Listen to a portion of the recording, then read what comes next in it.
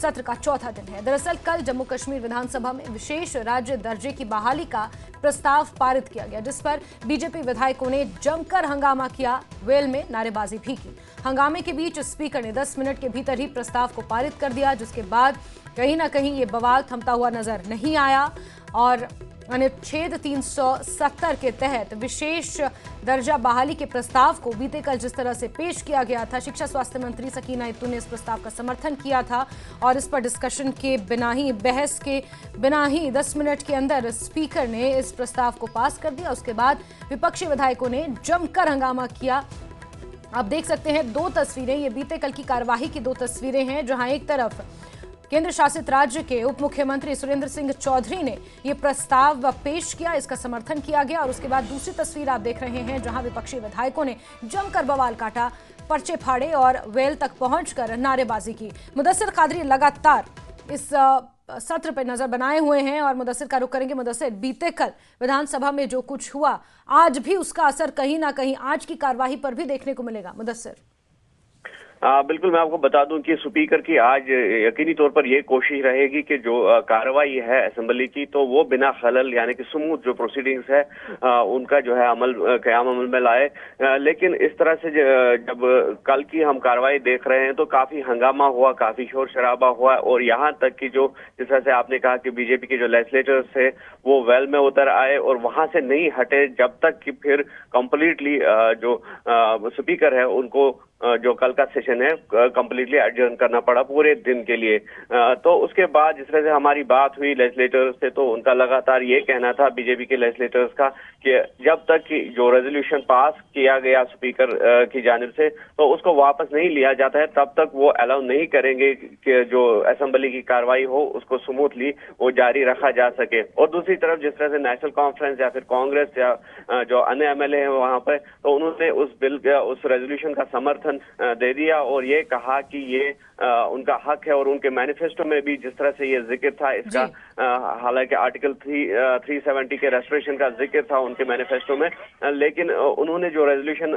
पास करवाया तो उसमें खाली ये जिक्र किया गया कि जो स्पेशल स्टेटस था जम्मू कश्मीर का तो उसको बहाल किया जाए। तो कहीं ना कहीं ये स्ट्रैटेजी भी दिख रही है कि कांग्रेस या फिर जो दीगर एमएलएज हैं जिनका 370 के साथ कोई ताल्लुक नहीं है, आर्टिकल 370 रेस्ट्रिक्शन के साथ, तो उनका समर्थन हासिल करने के लिए कहीं ना कहीं ये स्ट्रैटेजी भी अडॉप्ट की गई कि स्पेशल स्टेटस लिखा जाए इस रेजोल्यूशन में, बजाय इसके कि सीधे तौर पर आर्टिकल 370 का जिक्र हो। तो उसके बाद कांग्रेस ने भी इसका समर्थन दे दिया ये कहकर कि इसमें आर्टिकल 370 का जिक्र नहीं है बल्कि स्पेशल स्टेटस का है जो कॉन्स्टिट्यूशनल गारंटीज के साथ। लेकिन इसके साथ कई सवाल खड़े होते हैं। सवाल ये कि जब कार्यवाही के पहले दिन वहीद पारा ने जब अनुच्छेद 370 को लेकर प्रस्ताव लाया था, उसका जिक्र किया था, उस वक्त मुख्यमंत्री उमर अब्दुल्ला कुछ और बयान देते हैं विधानसभा में, उसे पॉलिटिकल स्टंट करार देते हैं। और आज बीते कल जब खुद नेशनल कॉन्फ्रेंस के उप मुख्यमंत्री सुरेंद्र सिंह चौधरी इस तरह से प्रस्ताव लेकर आते हैं तो फिर नेशनल कॉन्फ्रेंस के तमाम विधायक उसका समर्थन करते हैं और 10 मिनट के अंदर उस प्रस्ताव को पारित भी कर दिया जाता है।